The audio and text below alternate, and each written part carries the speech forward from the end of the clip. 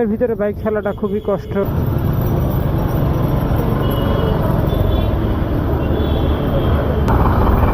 Try করলো ওনাকে তেল দেওয়ার জন্য, বাট উনি তেল দিতে পারলো না।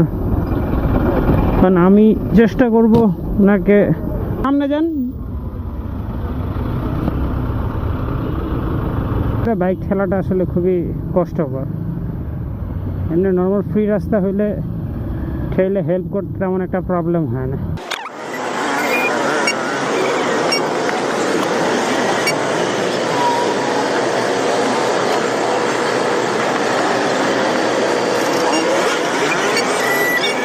আনফর্চুনেটলি তার বাইকটা স্টার্ট হয়ে গেছে, হয়তো বা কার্বোরেটরের ভিতরে রিজার্ভ যে ফুয়েলটা থাকে সেই ফুয়েলটাতে বাইকটা স্টার্ট হয়ে গেছে।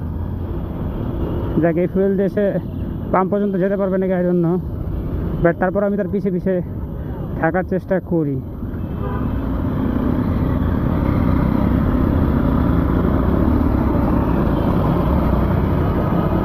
অল্প একটু ফুয়েল ছিল, ওটা দিয়ে বাইকটা স্টার্ট হয়েছিল, বাট একটু সামান্য সামনে এসে আবার বাইকটা স্টার্ট ছেড়ে দেয়। কজ ফুয়েল কার্বোরেটরের ভিতরে অল্প একটু ফুয়েল থাকে।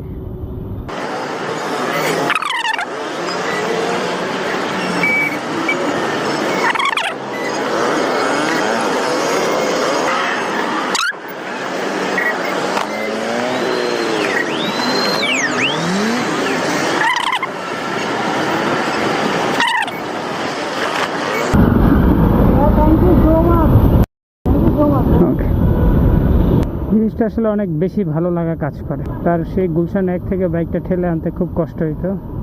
Thank you for watching. আপনাদের আশেপাশে যদি কারো বাইকে প্রবলেম দেখেন, যদি আপনাদের কাছে এনাফ টাইম থাকে, চেষ্টা করবেন অ্যাজ এ বাইকার হিসেবে আর একটা বাইকারের হেল্প করার। আল্লাহ হাফেজ।